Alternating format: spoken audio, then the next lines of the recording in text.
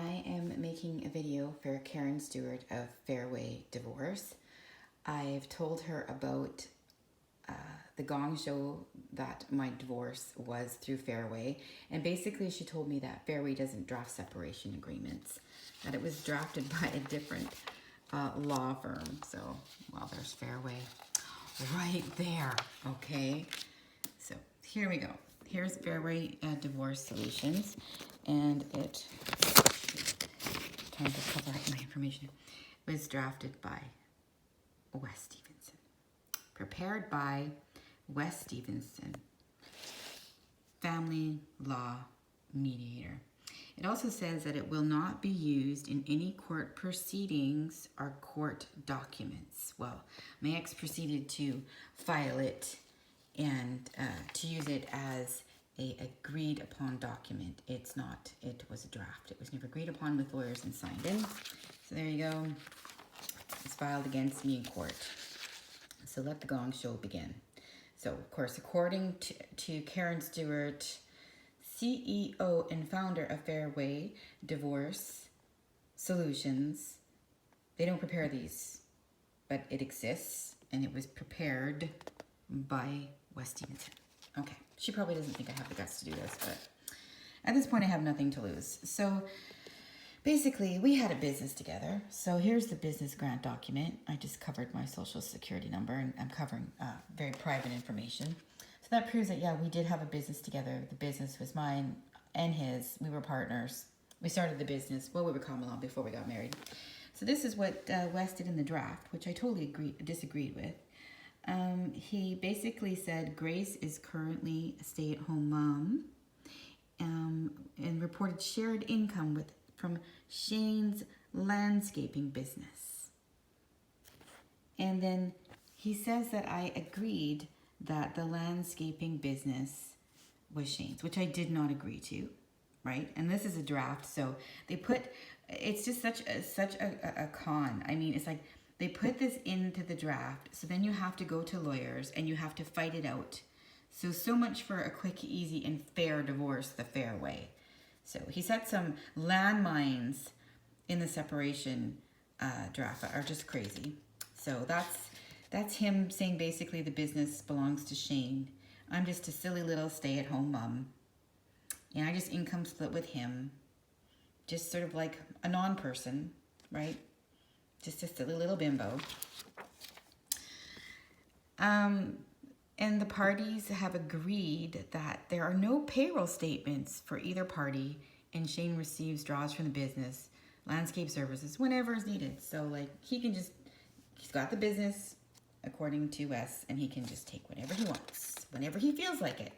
And yeah, so FairWay, according to Karen Stewart, they didn't create this. Somebody else created it. Okay.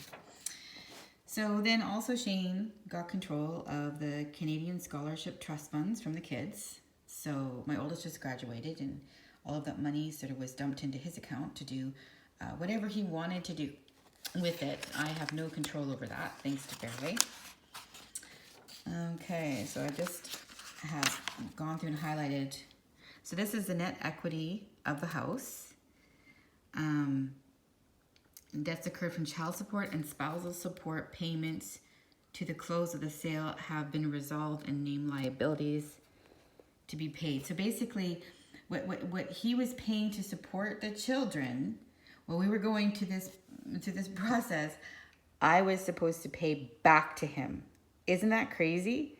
For him to support the kids, I was supposed to pay that back to him after the sale of the house. And also, Shane was renovating the house, and so whatever materials and whatever he put in there, he had asked for whatever and take that out of the sale of the house. So, so reimbursements to Shane's additional money advanced to Grace to be taken, Grace's share from the proceeds of the sale of the house. So there you go. Like, I'm supposed to be paying for the sale of the house for him to look after the kids. Parties have agreed that I would retain the vehicle. That was the van.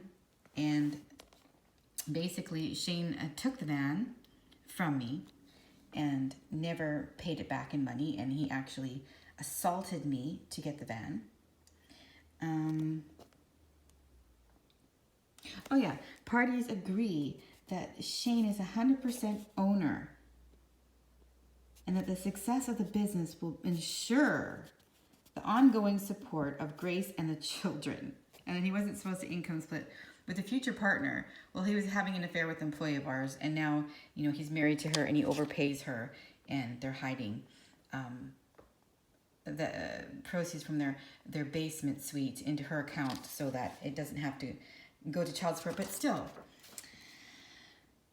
this is what I was supposed to get in the sale of the house. It was supposed to be equal to about 62 with the equalization payment. And this is what he paid me, and this is what he did up himself, and he included his taxes in his name for 2010. We were separated for that year. They were his taxes, and yeah, he took them out, and he just decided because, you know, basically he repossessed the business accounts, the money, and he could just basically do whatever he liked. And FairWay made that obviously very possible for him. It's incredibly sexist and ridiculous.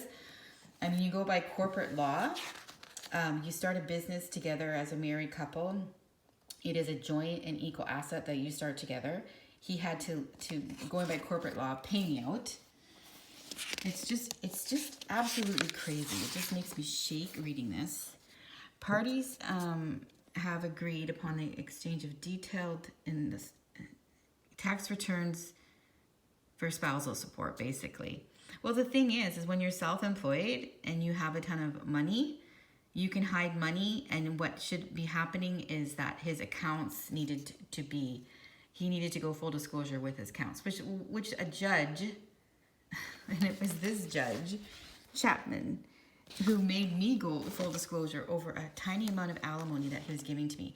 After, you know, he took the business, he, look at what was the remaining equity of the house, and look what I got.